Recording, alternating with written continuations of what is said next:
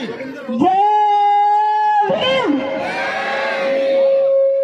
मुझे लगता है माइक से ज्यादा आप लोगों की आवाज आनी चाहिए। जिस एक महामानव ने हम सबको इंसान होने का अधिकार दिलाया, समानता की बात की, असमानता जैसे भेदभावकारी ग्रंथ को आज ही के दिन उन्होंने जलाया, ऐसे हमारे महापुरुष, ऐसे क्रांतिकारी महापुरुष, संविधान निर्माता, जिनके लिखे संविधान के द्वारा आज मेरा भारत अभी भी एकता और अखंडता की आधार पर एकजुट है, ऐसे महामानव बाबा भीमराव अंबेडकर जी के लिए एक बार आप जोरदार नारा लगाएंगे।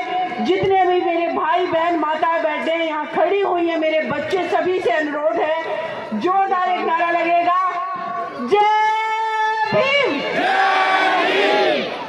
आप सभी का बहुत बहुत शुक्रिया। पूरे विश्व को शांति का संदेश देने वाले तथागत गौतम बुद्ध को नमन करते हुए हमारे भारत को, हमारे विविधतापूर्ण भारत को, जहां पर अनेक भाषाएं, अनेक रंग रूप के लोग रहते हैं, अनेक तरीके का खान पान है, उसके बावजूद भी मेरे भारत को एकजुटता की जंजीरों में पिरोने वाले, एकजुटता, अखंडता, एकता को अक्षुण्ण बनाए रखने का लिए जो दस्तावेज जिन्होंने लिखा, बाबा भीमराव अंबेडकर जी को नमन करते हुए इस देश में सामाजिक क्रांति के साथ साथ राजनीतिक क्रांति के दूत मानवर साहब कांशीराम जी को नमन करते हुए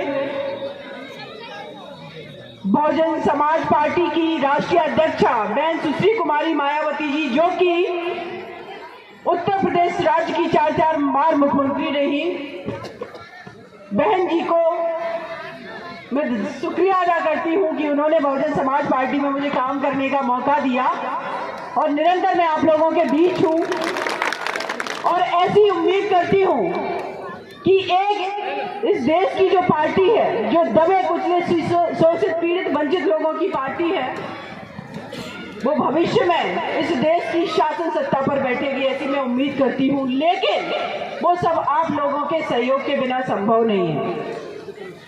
मुझसे बहुत लोगों ने सवाल किया कि आप बहुजन समाज पार्टी में क्यों, आप तो इतनी पॉपुलर थी। तो मेरे भाइयों, माताओं, बहनों, आप लोगों को एक बात मैं बता देना चाहती हूँ। नो डाउट कि आज हम एक लोकतांत्रिक देश में जी रहे हैं। यहाँ पर हर व्यक्ति का, चाहे वो जनरल कैटेगरी का हो, ओबीसी हो, एससी एसटी माइनॉरिटी हो, जैसे कि बहुजन शब्द का सबसे पहले प्रयोग तथागत गौतम बुद्ध जी ने किया था। उन्होंने समतामूलक समाज की बात की, उन्होंने मानवता को सर्वोपरि रखते हुए काम किया और इस भारत जैसे विशाल देश से पूरे विश्व को यह परचम लहरा दिया कि मानवता ही अल्टीमेट सब कुछ है, ये आर्टिफिशियल स्ट्रक्चर कुछ भी नहीं है। तो हमारी जो पार्टी की आइडियोलॉजी है, हमारा जो विजन है, जो हमारा मिशन है, जो हमारा उद्देश्य है, वो तथागत गौतम बुद्ध के विचारों से लेकर के मानवर साहब बाबा साहब अम्बेडकर जी से लेकर के महात्मा ज्योतिबा फुले, छत्रपति साहू जी महाराज, शिवाजी से लेकर के कितने हमारे महापुरुषों के संघर्ष और बलिदान की देन है कि आज हमारे ये समाज अपने हक अधिकार के लेकर के अवेयर है। यहाँ मेरी जितनी माता बहनें और बच्चे हैं, बहुत लोग जा चुके हैं, उसके लिए मैं माफी चाहती हूँ, मैं लेट हो गई, लेकिन मैं ये बात दावे के साथ कहती हूँ, यहाँ का खड़ा हर बच्चा, अगर मैं किसी से पूछना चाहूंगी कि बाबा साहब कौन थे, तुरंत बता देगा। मानवर साहब कौन थे, तुरंत बता देगा। हमारा मिशन क्या है, तुरंत बता देगा। इसके पीछे सिर्फ कारण ये नहीं है कि उन बच्चों को, उन हमारी बच्चियों को, माता बहनों को सिर्फ इन्फॉर्मेशन दी गई है, नहीं, ये हमारा मिशन है। और ये मिशन हमारा वो है कि इस देश का एक हिस्सा होने के बावजूद भी हम लोगों को कभी मुख्य धारा से नहीं जुड़ने दिया, पानी पीने का अधिकार नहीं हमें दिया गया, हमें एक साथ रेस्टोरेंट में खाने का अधिकार नहीं दिया गया, हमें इस देश के अंदर ऐसा व्यवहार किया गया कि हम इंसान ही नहीं हैं। तब फिर उस धर्म की बात होगी जिसने मानवता का पाठ पढ़ाया, और वो है हमारा बौद्ध धर्म, महात्मा बुद्ध, जो कहते हैं कि करुणा ही सब कुछ है। किसी को देख करके आपके आंखों में आंसू नहीं है, आपको दर्द, उस व्यक्ति के दर्द को आप महसूस नहीं करते, तो एक बार अपने अंदर झांक करके देखिए कि आप वाकई में आप मानव हैं। तो फिर सदियों तक मेरे देश के अंदर हमारे अपने लोग जो इतनी पीड़ा में रहे, जिनको शोषित वंचित रखा गया, उनको देख करके लोगों को दर्द क्यों नहीं हुआ? उसी बेटे को दर्द क्यों हुआ? वो अलग बात है कि बाबा ऐसी समाज से आते थे, लेकिन आज इस मंच पे मैं दावे के साथ कहती हूँ कि एक ऐसा महापुरुष इस भारत की धरती पर हुआ जिन्होंने अपना ही ऐसी समाज नहीं, जिन्होंने बहुजन समाज और देश की एंटायर कम्युनिटी के लिए एक बहुत सशक्त संविधान लिखा है। वो संविधान क्या सिर्फ ऐसी समाज को प्रोटेक्ट कर रहा है? नहीं, वो समता मूलक समाज की बात कर रहा है, वो महिलाओं को भी अधिकारों की बात कर रहा है, और साथ ही साथ वो ये भी बात कर रहा है कि किसी के साथ भेदभाव नहीं होगा। इसका मतलब कि उनके साथ भी हम भेदभाव नहीं करेंगे जिन्होंने हमारे साथ भेदभाव किया। ऐसे महापुरुष के विचारों से ये संविधान लिखा गया। समझिए अपनी ताकत को, समझिए अपनी आइडियोलॉजी को, समझिए अपने विचारों को। मैं इस मंच की आयोजन समिति के जितने मेरे भाई हैं, उन सभी का मैं तहे दिल से शुक्रिया अदा करती हूँ कि ये कार्यक्रम आप लोग हर साल इसका आयोजन करते हैं, और इस बार इस मंच पर आपने मुझे ये मौका दिया। मैं आप लोगों का तहे दिल से शुक्रिया अदा करती हूँ, और ऐसे कार्यक्रम देश के कोने कोने में होने चाहिए, क्योंकि मानवता का पाठ पढ़ाने वाला जो कार्यक्रम है, जो समता मूलक समाज की बात करने वाला कार्यक्रम है, जिसकी जड़ में ये है कि इस देश का अगर कोई व्यक्ति, चाहे वो किसी भी समाज का है, भूखा है, शोषित है, पीड़ित है, वंचित है, तो उसके लिए हम खड़े हैं। तो फिर ऐसे मंचों से ये बात होनी ही चाहिए। फिर ऐसे समाज को इस देश का क्यों ना करता धरता बना दिया जाए, प्रधानमंत्री बना दिया जाए, मुख्यमंत्री बना दिया जाए, लीडरशिप दे दी जाए, क्योंकि हम ही तो वो लोग हैं जो भेदभाव नहीं करते हैं, भेदभाव के खिलाफ लड़ते हैं, और जो भेदभाव के खिलाफ लड़ेगा उससे बड़ा कोई राष्ट्रवादी नहीं हो सकता है, क्योंकि भेदभाव बॉर्डर पर नहीं हो रहे हैं, भेदभाव अपने देश के अंदर हो रहे हैं, अपने लोगों को नीचा दिखाने के लिए, तोड़ने के लिए, उनके हक अधिकार को छीनने के लिए हो रहे हैं। तो इस भेदभाव से कमजोर कौन हो रहा है? क्या एक सिर्फ कम्युनिटी कमजोर हो रही है? नहीं, ये देश कमजोर हो रहा है। जब इंटरनेशनल लेवल पे कोई भी मानक आते हैं कि भारत पूरे विश्व में गरीबी की रेखा में सूचकांक में कौन से स्तर पर है, तो हम निचले पायदान पे चले जाते हैं। पत्रकारिता के क्षेत्र में, लोगों को स्वतंत्रता के क्षेत्र में कौन के नंबर पर हम पायदान में नीचे चले जाते हैं। कई एक सूचकांकों में हम अपने पड़ोसी देश श्रीलंका, बांग्लादेश और पाकिस्तान से भी पीछे हैं। तो ये किसकी बात हो रही है? मेरे देश भारत की बात हो रही है, जिसको हम सब बहुत प्यार करते हैं। तो ये उस कम्युनिटी को, जिसकी बहुसंख्या का आबादी अगर आज भी भूखी सो रही है, शोषित, पीड़ित, वंचित है, पढ़ने का अधिकार नहीं है, उनके पास हॉस्पिटल में व्यवस्था नहीं है, तो ये मेरे देश की अंदर की दशा को दर्शाता है। ये मेरा देश कमजोर हो रहा है। इसीलिए जब बाबा साहब ने संविधान लिखा तो उन्होंने उस संविधान में मौलिक अधिकार दिए। जो प्रीएम्बल लिखी गई प्रस्तावना, जिसमें कहा जाता है कि हम भारत के लोग, भारत को एक संपूर्ण प्रभुत्व, कि हम ऐसे समाज से आते हैं, हम ऐसी पार्टी की आइडियोलॉजी से आते हैं, हमारा मिशन इतना स्ट्रांग है कि विश्व के किसी भी मंच पर हम अपने अनवर साहब कांसीराम हैं, हमारे पास छत्रपति साहू जी महाराज हैं, जिन्होंने सबसे पहले अपने साम्राज्य के अंदर, अपने राज्य के अंदर 50% रिजर्वेशन दिया था।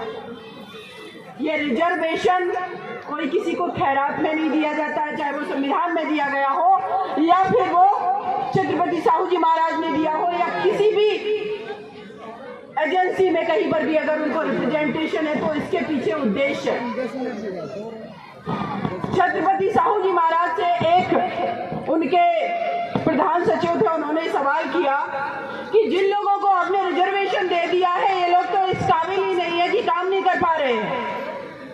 उन्होंने कहा कि अगर ये काबिल नहीं है तो उसके लिए भी हम लोग जिम्मेदार हैं। जिनको हमने अपने समक्ष नहीं बैठाला, जिनको हमने पढ़ाया नहीं, पढ़ने नहीं दिया, पढ़ने से रोका, जिनको हमने पानी नहीं पीने दिया, जिनको हमने इंसान नहीं समझा,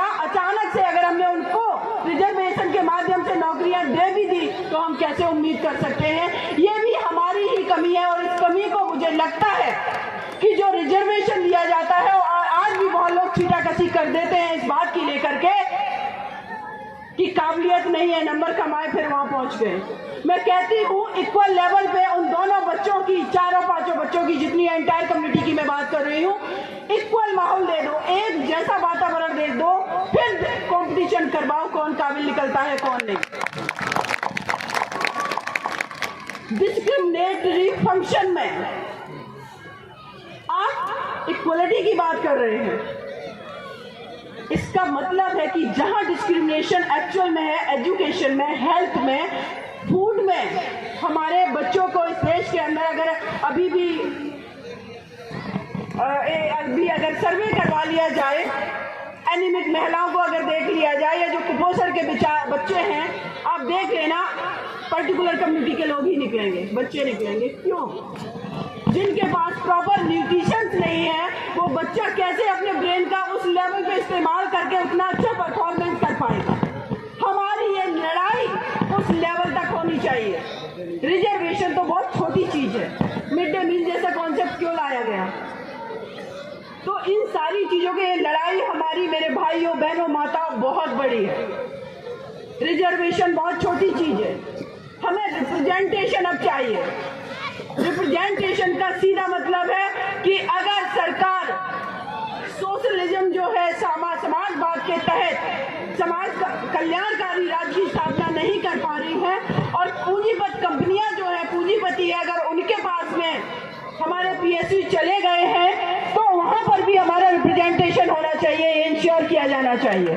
क्योंकि सरकारी नौकरियां खत्म है, आपने प्राइवेट चीजों को कर दिया है, तो वहां पर तो वही लोग पहुंचेंगे ना जो पहले से बहुत ज्यादा वेल एजुकेटेड है, अब्रॉड पढ़ के आए हैं, जिनके पास इंग्लिश मीडियम स्कूल है, जिनके पास कॉन्वेंट स्कूल है। हमारे देश के अंदर अभी भी हमारे आपके बच्चे प्राथमिक विद्यालय में पढ़ रहे हैं ना, वहाँ पर टीचर की उतनी अच्छी क्वालिटी है ना, संसाधन है, सारी चीजें नहीं है। तो फिर हमारी लड़ाई वहां तक पहुंचनी चाहिए।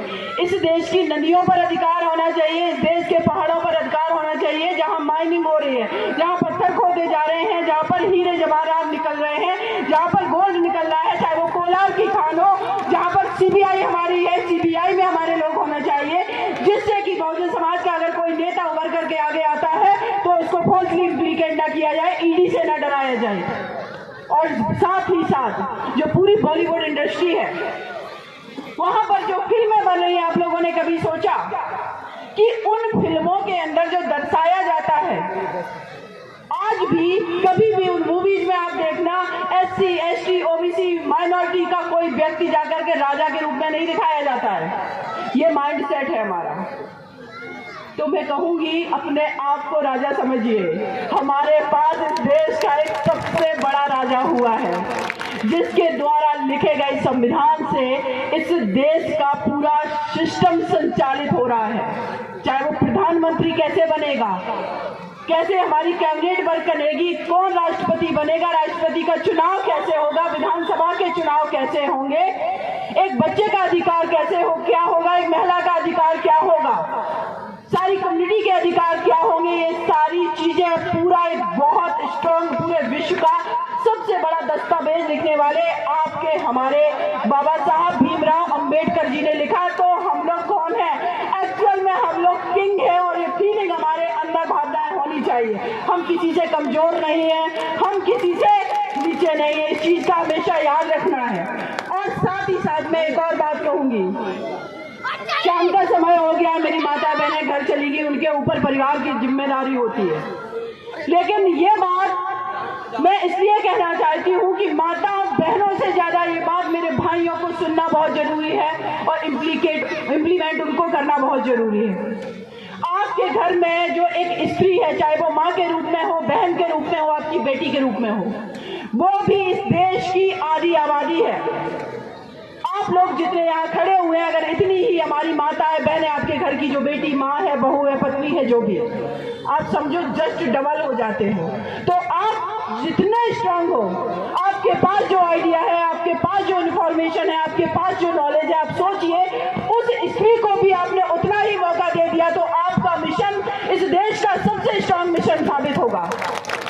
और बेटियां प्रूव करके दिखा रही हैं। अभी रिसेंटली मैंने देखा सानिया मिर्जा उत्तर प्रदेश की सहारनपुर की बेटी है, एनडीए क्वालिफाई किया है। आपकी बेटियां किसी से कम नहीं है। पायलट हॉकी में आपने अगर देखा होगा, जब ओलंपिक हुए तो एक बेटी के घर पे उसके पड़ोस के लोग जाकर के उसके परिवार को डरा धमका रहे थे। वो बेटी एससी समाज से आ रही थी, लेकिन ओलंपिक में खेल रही थी, वंदना कटारिया, लेकिन हमारी वो बेटी ओलंपिक में खेल रही थी। आप समझिए हमारे घर की बेटियां भी उतनी स्ट्रांग हैं। और कितना बड़ा एग्जाम्पल दूं आप लोगों को, बहन सुश्री कुमारी मायावती जी उत्तर प्रदेश राज्य की 4 बार मुख्यमंत्री, प्रूव करके दिखाया ना। उस बेटी को मौका मिला ना घर से निकलने का, जिद की। आपकी बेटी जिद करती है अगर पढ़ने के लिए, जिद करती है बाहर घूमने के लिए, दुनियादारी को समझने के लिए, निकलने दीजिए उसको। आपका बेटा अगर जिद करता है, निकलने दीजिए उसको बनने दीजिए बाबा साहब के विचारों से और एक कदम आगे बढ़ने दीजिए, उसको बनने दीजिए दूसरा अंबेडकर। क्योंकि जब तक वो समाज से नहीं भिड़ेंगे, जब तक वो आपके गलत चीजों से, अगर उसके पिताजी डांट रहे उनको वो नहीं रिएक्ट करेगा, तब तक वो समाज से नहीं लड़ सकता, गलत चीजों से नहीं लड़ सकता। तो अपने घर में अपनी बेटियों को स्ट्रांग बनाइए। लोग मुझसे कहते हैं निर्भया केस में आपने 4 लोगों को फांसी की सजा करा दी। मैम आप सोचिए, मुकदमा मैंने लड़ा है। लड़ना शब्द बेटियों के लिए सूट नहीं करता है। बेटियां तो सीधी, सिंपल, सच्ची, भोली होनी चाहिए, लेकिन मुकदमा तो भाई लड़ना पड़ता है, तो बेटियों को भी लड़ना पड़ेगा। तो बेटियों को घर से लड़ना सिखाना पड़ेगा ना, तब तो कोर्ट में वकीलों के सामने लड़ेंगी भाई। तो लड़ना सिखाइए। और आप लोगों को मैं बता रही हूँ, हाथरस केस का जनवरी महीने में निर्णय आने वाला है। फाइनल आर्गुमेंट पे केस आ चुका है। वो जब मैं उस कोर्ट रूम में थी, आपकी बहन ये अकेली थी हाथरस में, मैं केस को अटेंड करने जाती हूँ। 15-20 वकील आकर के आपकी इस बहन पर सिर्फ उन्होंने हाथापाई नहीं की, बाकी पूरा माहौल बना दिया था। जज को तुरंत ऑर्डर करना पड़ा कि सीमा मैडम को और इनके क्लाइंट को पुलिस घेरे में लिया जाए। कोर्ट रूम के अंदर 5 कांस्टेबलों के घेरे में हम लोगों को लिया गया, लेकिन मैं अकेले भिड़ गई।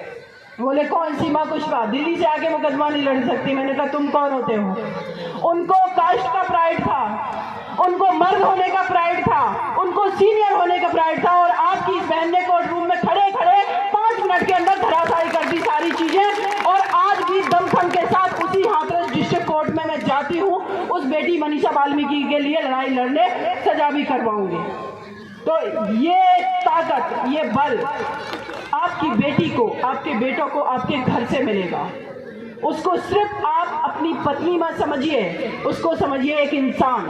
उसको सिर्फ आप अपनी बेटी या बहन तक सीमित मत करिए। उसको सोचिए कि ये जो हमारी बेटी बैठी है, कल बहन सुश्री कुमारी मायावती जी की तरह मुख्यमंत्री भी बन सकती है। माता सावित्रीबाई फुले जी की तरह ये भी विद्यालय और विश्वविद्यालय चला सकती है। जिस दिन ये चीज आपके दिमाग में आ गई, आप बेटों के बराबर अपनी बेटी की देखभाल करेंगे, उसको इक्वल मौका देंगे।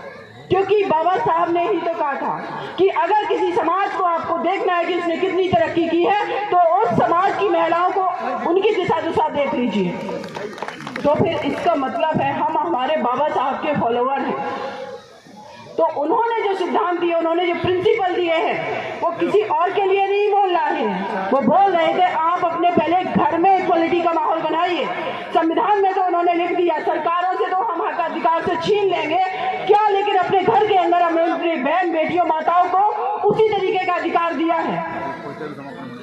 मैं दावे के साथ कहती हूँ अभी भी 90% ऐसे परिवार हैं जो अभी भी अपने घर की स्त्रियों को बराबर लेवल पे नहीं नापते हैं।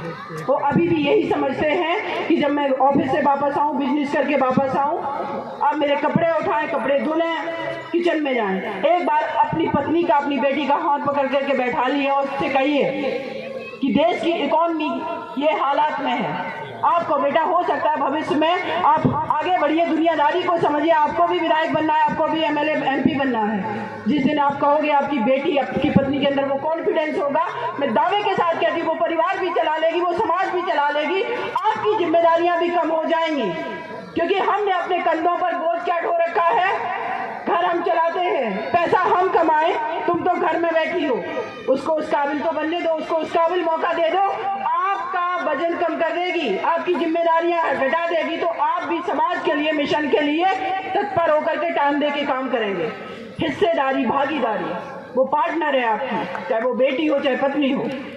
इस पार्टनरशिप को समझिए और इस पार्टनरशिप को समझते हुए उसको भी आगे करिए। मिशन दिन दूना रात चौगुना ना बढ़ जाए तो मेरा नाम भी सीमा नहीं, क्योंकि मैंने देखा ऐसे परिवारों को जहां पर बेटियों को, पत्नियों को इक्वल मौका दिया गया है, बच्चे भी एजुकेटेड हुए हैं, जागरूक हुए हैं और वो परिवार बहुत आगे चला गया है। अभी आज ही मैं देख रही थी, एक राजकुमार जी हैं दिल्ली में, बीएसपी में वो हैं, वो किसी भी पार्टी से होते, डजेंट मैटर मेरे लिए, लेकिन आज मैं देख रही हूँ उनकी बेटी टोरंटो कनाडा जा रही है पढ़ने के लिए, एयरपोर्ट पे हंसते हुए जा रही है। कॉन्फिडेंस फील होता है भाई, मेरी बेटियां कनाडा जा रही हैं पढ़ने के लिए, कोर्स करने के लिए। कल वो जब वापस आएगी, क्या वो बेटी सिर्फ उस परिवार के लिए कॉन्ट्रीब्यूट करेगी? आपके समाज के लिए भी करेगी और देश के लिए भी करेगी। वो देश की पूंजी है, देश का संसाधन है, जो आपके घर में सिर्फ आपने जिसको पत्नी और बेटी और बहन के रूप में समझा हुआ है। तो आगे मैं यही कहूंगी कि वो बाबा साहब भी आज अगर होते तो वो भी यही कहते कि एक कदम और आगे बढ़ करके मौका दीजिए।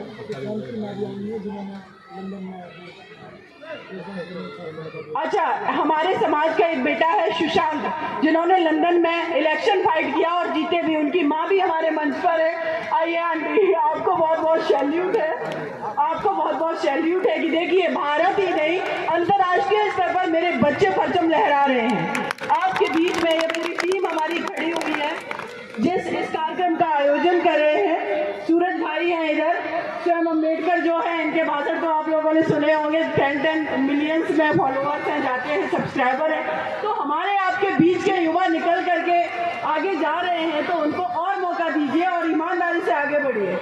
साथ में ही देखो, एक चीज़ बहुत ज़रूरी है, जितना मैं समझती हूँ किसी भी मंच पर, कि जो लोग मेहनत करते हैं उनके नाम का रिकॉग्नाइजेशन बहुत ज़रूरी है। तो ये बौद्ध महोत्सव जो आयोजन समिति है, उसके मेरे सभी भाइयों का अगेन शुक्रिया अदा करती हूँ।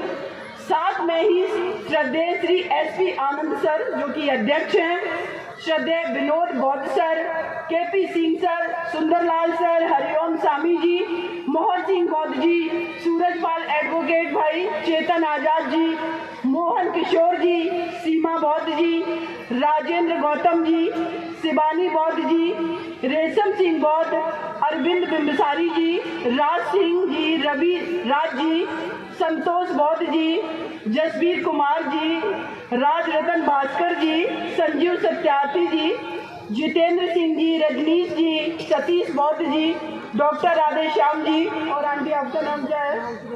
मालती गौतम आंटी जी का भी शुक्रिया अदा कि उन्होंने अपने बेटे को इस काबिल बनाया कि वहाँ पहुँचा दिया।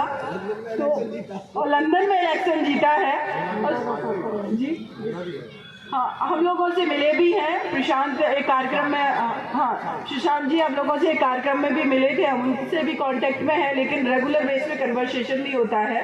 तो मैं यही कहूँगी कि एक लड़ाई हमारी जो है राजनीतिक सत्ता हासिल करने की है, सामाजिक भागीदारी समतामूलक समाज की है, लेकिन उससे भी ज़्यादा बड़ी लड़ाई है हमारी मिशन की, और उस मिशन में हमारी बहराव की भागीदारी की बहुत ज़्यादा आवश्यकता है। उनको हक अधिकार दिए बिना ये संभव नहीं होगा। आप सभी का बहुत बहुत शुक्रिया। आगे